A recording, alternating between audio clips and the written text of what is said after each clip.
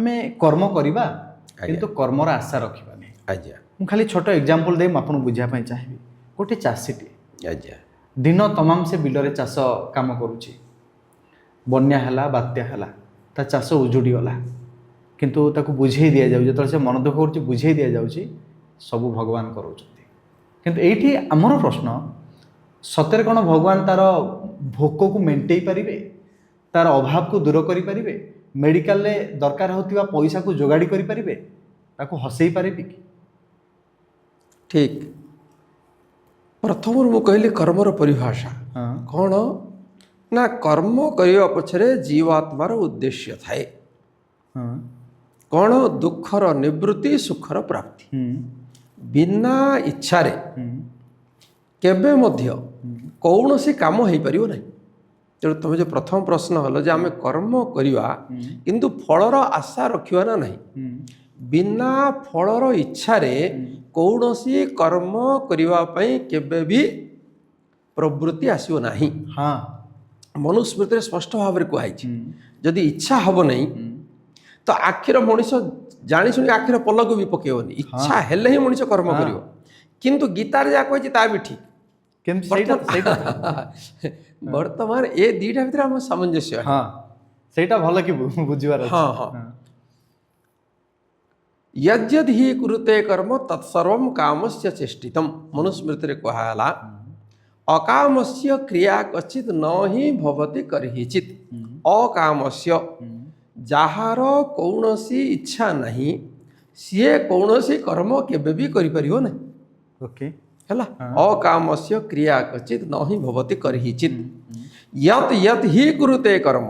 महर्षि मनु कहले जीवात्मा जे कौन से शरीर रे जहाँ भी कर्म करसी से सब इच्छा पूर्वक ही करछि। यद यद ही करछि तत्सर्वं कामस्य चेष्टितम इच्छा पूर्वक करे। फेरे ए श्लोक कहीं कहला ना कर्म करवा पर्यंत आमर अधिकार अछि। से श्लोक रे तुम कौन कहल कर्मणि एव अधिकार ते। श्री कृष्ण बुझे अर्जुन को कर्म करवा उचित, तमे जितवा पई युद्ध कर हारिजिया पई नहीं। जड़े जदि हारिबा पई युद्ध करियो तो पूरा एफर्ट ही लगेबनी, पूरा चेष्टा ही लगेबनी। जदि कृष्णंकर कहवा उद्देश्य थांता भाई तमे तुमको मात्र युद्ध धर तीर धर मार किए मरुची मरु किए बंचुची बंचु तुम युद्ध युद्ध कि हार। से कृष्ण फिर बारंबार कहीं भीष्म को मारिया प्रेरणा कले, द्रोण को मारिया प्रेरणा कले।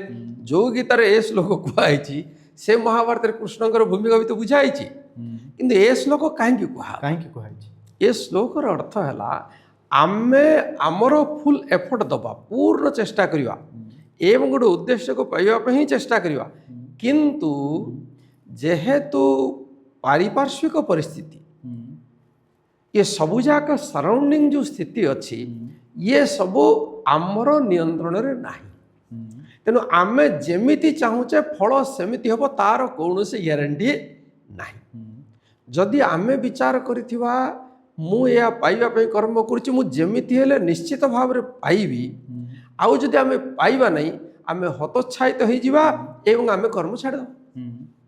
तेणु सांत्वना दो पे कहाई तमे कर्म तो फुल एफर्ट लगे कर किंतु तमे जेमिति चाहूच सब बेले जे फल ताहा ही हबो तार कौन से ग्यारंटी नाही। जड़े कृषक सी पूर्ण परिश्रम रे जमी हल करि परियो, भल बिहन जोगाड़ करि परियो, भल खत देई परियो, भल किंतु वर्षा तो ता नियंत्रण रे नहीं।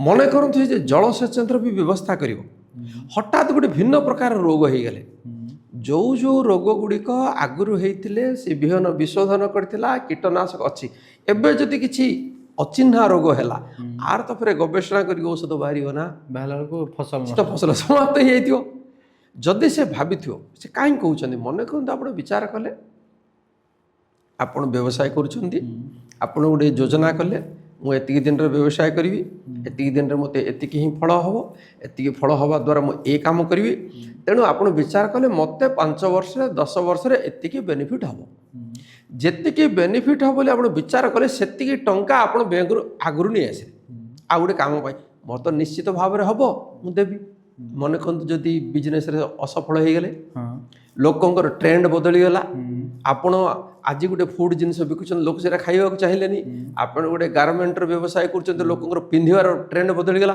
ଆପଣ 10 ବର୍ଷରେ ପାଇବେ କେମିତି? ଏଣୁ ଶ୍ରୀକୃଷ୍ଣ କହିଲେ ଗୀତାରେ କର୍ମଣି ଏବ ଅଧିକାର ହସ୍ତେ, ତମେ କର୍ମ କରିବାର ଅଧିକାର ଅଛି, କିନ୍ତୁ ଫଳ ଉପରେ ତମର ପୂର୍ଣ୍ଣ ଅଧିକାର ନାହିଁ। କାହିଁକି?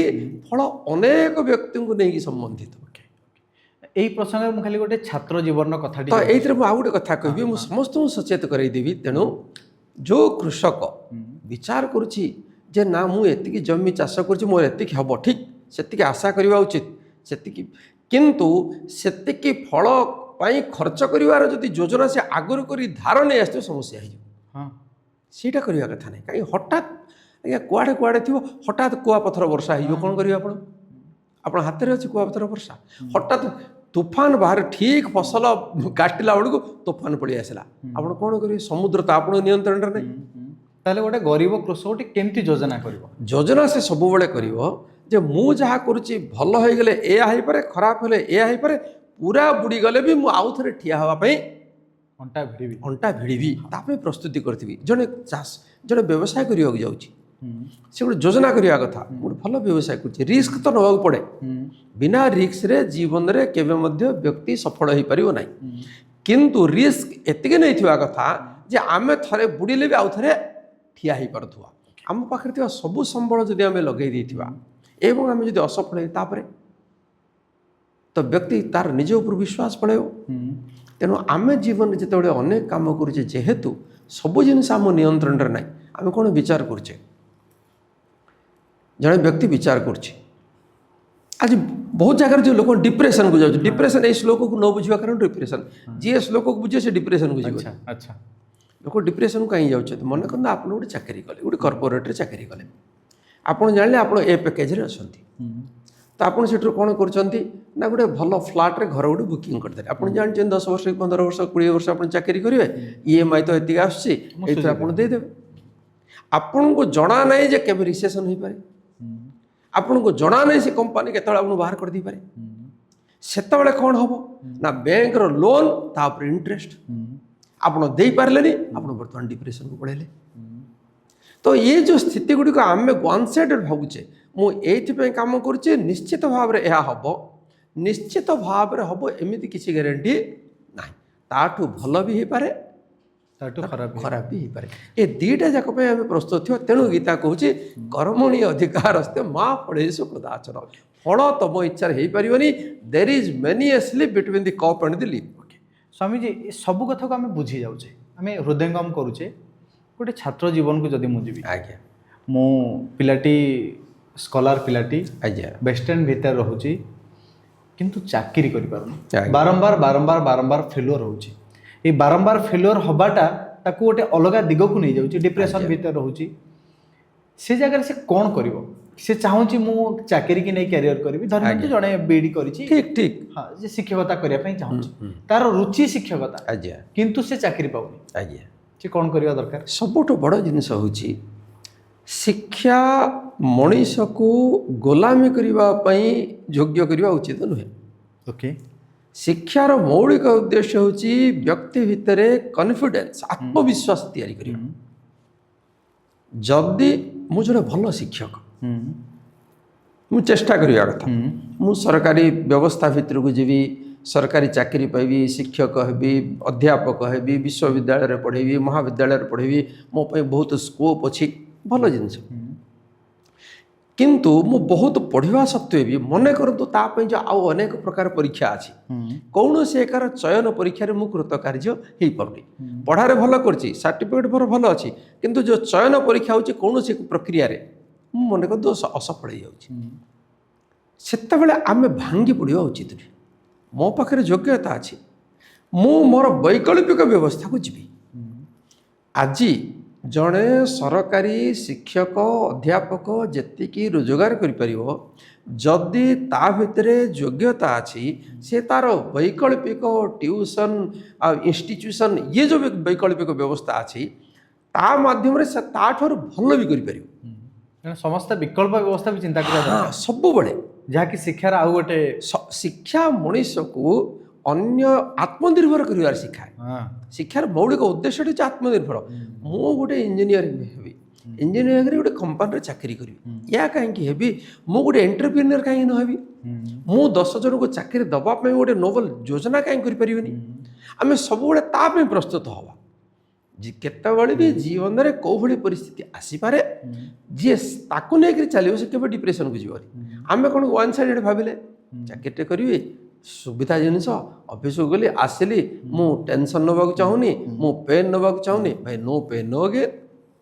ଜୀବନଟା ଫୁଲର ସେଜ ନୁହେଁ। ଆମେ ଯାହା ସେଇଥିପାଇଁ ତ ଗୀତାରେ କୁହାଯାଇଛି ମା ଫଳେ ସୁଖଦାଚନ। ତମେ ଯେଉଁ ଭାବୁଛ ଯେ ପାଠ ପଢ଼ୁଛ ମୋତେ ଚାକିରି ହିଁ ମିଳିବ, ତା ଉପରେ ତମେ ଗ୍ୟାରେଣ୍ଟି ଦେଇପାରିବ ନାହିଁ। ତମେ ଆଜି ଯୋଜନା କରିକି ଦେଖୁଛ ପ୍ରତିବର୍ଷ 50 ଭେକେନ୍ସି ବାହାରୁଛି, ତମେ ପହଞ୍ଚିବ। ତମେ ପହଞ୍ଚିଲା ବେଳକୁ ମନେ କରନ୍ତୁ ଆଉ ଭେକେନ୍ସି ବାହାରିବା ବନ୍ଦ ହେଇଗଲା, କ'ଣ କରିବ? ଏ କ'ଣ କରିବ? ଗଭର୍ଣ୍ଣମେଣ୍ଟର ସିଷ୍ଟମ୍ ତ ତମ ହାତରେ ନାହିଁ ନା, ପାଠ ପଢ଼ିବାଟା ତମ ହାତରେ ଅଛି ସିଷ୍ଟମ୍। ମନେ କରୁ ତୁମେ ବିଚାର କରି ଚାଲିଛ ଯେ ମୁଁ ୟୁନିଭର୍ସିଟିରେ ଗୋଟେ ପ୍ରଫେସର ହେବି, ତା ପାଇଁ ପଢ଼ିବାଟା ଆରମ୍ଭ କଲ, 15 ବର୍ଷ ପରେ 20 ବର୍ଷ ପରେ ହେବ। ଗଭର୍ଣ୍ଣମେଣ୍ଟ ତମେ ଯେତେବେଳେ ଠିକ୍ PhDଟା ପାଇଲ ସେତେବେଳେ ସେଇ ବର୍ଷ ହିଁ ସରକାର ଗୋଟେ ନିୟମ କଲେ ସମସ୍ତ ବିଶ୍ୱବିଦ୍ୟାଳୟକୁ ବେସରକାରୀକରଣ କରିଦିଆଯିବ, ପ୍ରାଇଭେଟାଇଜ୍ ନେଇଯିବ। ସେଇ ଜାଗାରେ ସେ ପିଲାଟି ତାର କର୍ମଫଳ ବୋଲି ଭାବେ ମୋ ଭାଗ୍ୟରେ ଏସବୁ କିଛି ନାହିଁ, ମୁଁ କି ପୂର୍ବ ଜନ୍ମରେ ମୁଁ କିଛି ଗୋଟେ ଖରାପ କାମ କରିଛି, ଏ ଜନ୍ମରେ ମୋତେ କାହିଁ ମୋ ପ୍ରାପ୍ୟ ହିସାବରେ କିଛି ମିଳିପାରୁନାହିଁ। ଏ ପ୍ରକାର ମାନସିକତା ଅନେକଙ୍କ ଭିତରେ ଆସେ। ଦେଖ ସବୁଠୁ ବଡ଼ ଜିନିଷ ହେଉଛି ଆମ ଜୀବନରେ ଯାହା ବି ସୁଖ ଦୁଃଖ ଆମକୁ ମିଳେ, ଆମେ ସବୁ କ'ଣ ବିଚାର କରୁ? ଭାଇ ଇଏ ମୋର ପୂର୍ବଜନ୍ମର କର୍ମର ଫଳ, ତେଣୁ ମୋର କର୍ମ ଅନୁସାରେ ତ ମିଳୁଛି, ଅଥବା ଈଶ୍ୱରଙ୍କ ତରଫରୁ ମୋର ଭାଗ୍ୟ, ଯାହା ବି ଲୋକ ବିଚାର କରନ୍ତି। ସବୁଠୁ ବଡ଼ କଥା ହେଲା ଆମେ ଯେଉଁ ସଂସାରରେ ରହୁଛେ, ଯଦି ସେ ସଂସାରରେ କେବଳ ଆମେ ଜଣେ ରହୁଥାନ୍ତେ ଆଉ ଈଶ୍ୱର ରହୁଥାନ୍ତେ, ତେବେ ଆମକୁ ଯାହା ଯାହା ସୁଖ ଦୁଃଖ ମିଳିଥାନ୍ତା, କାହିଁ ଭୋଗିବା ଲୋକ ମୁଁ ଜଣେ, ଦବା ଲୋକ ଜଣେ, ପରମାତ୍ମା। କିନ୍ତୁ ଆମେ ଯେଉଁ ସଂସାର ଭିତରେ ରହୁଛେ ଇଏ ଗୋଟେ ସିଷ୍ଟମ୍, ଏ ଭିତରେ ମୋ ଭଳି ଆହୁରି ବହୁତ ଲୋକ ଅଛନ୍ତି, ଅନେକଙ୍କୁ ନେଇକି ଅନେକ ଅଛି। ତେଣୁ ଏଇଠି ଆମକୁ ଯେଉଁ ସୁଖ ଦୁଃଖ ମିଳୁଛି, ମୋତେ ମାଠୁ ମିଳୁଛି, ବାପାଙ୍କଠୁ ମିଳୁଛି, ଭାଇଠୁ ମିଳୁଛି, ଭଉଣୀଠୁ ମିଳୁଛି, ସମାଜରୁ ମିଳୁଛି, ଅଚିହ୍ନା ଚିହ୍ନା ଲୋକଙ୍କଠୁ ବି ମିଳୁଛି, ଅଚିହ୍ନା ଲୋକଙ୍କଠୁ ବି ମିଳୁଛି। ନିଶ୍ଚୟ। ତ ଇଏ ସବୁ ଯାକ ଈଶ୍ୱରଙ୍କ ଦ୍ୱାରା ପ୍ରଦତ୍ତ କର୍ମଫଳ ନୁହେଁ।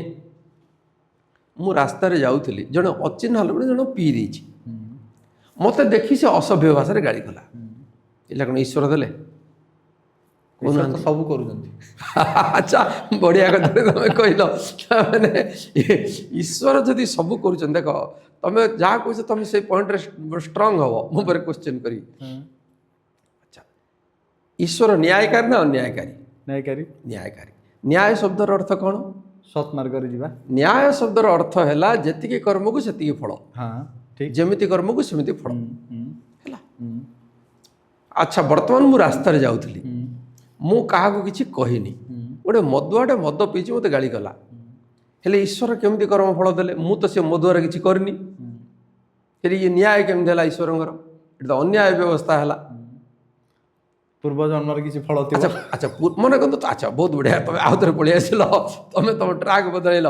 ଆଚ୍ଛା ମନେ କରନ୍ତୁ ପୂର୍ବ ଜନ୍ମରେ ମୁଁ କିଛି ଖରାପ କରିଥିଲି, ତେଣୁ ମୋତେ ସେ ମଦୁଆ ଗାଳି କରୁଛି। ଆଚ୍ଛା ମୋର ପୂର୍ବ ଜନ୍ମର ରେକର୍ଡ ତା ପାଖରେ କେମିତି ପହଞ୍ଚିଲା?